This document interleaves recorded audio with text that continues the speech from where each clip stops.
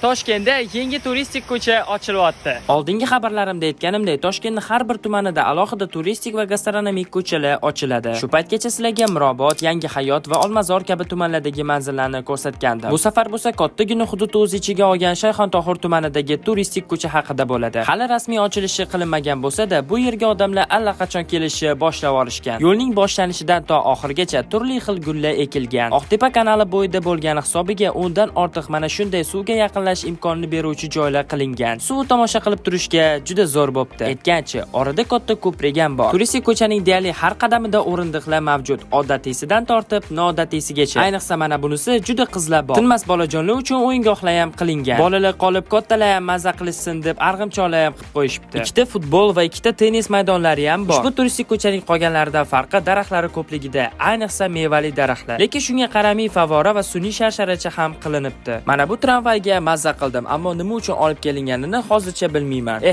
Eng asosiysi qolib ketibdi-yu. Bu katta maydondan turib Oqtepa kanalini, daraxtlarni va albatta Toshkentning eng chiroyli kun botishini ko'rishingiz mumkin. Eng yoqimlisi bu yerga ham gullar ekilgan va vatanimiz bayrog'i ham o'rnatilgan. Xullas, endi kun botayotgan vaqtda qayerga borishni bilib oldingiz. Manzil Katta Oqtepa mahallasi, Oqtepa kanali bo'yi. Aniqroq lokatsiyasini Telegram kanalimga ham yuklab qo'yaman. Boshqa tumanlardagi turistik ko'chalarni ham ko'rishni xohlasangiz, sahifamga obuna bo'lib qo'ying.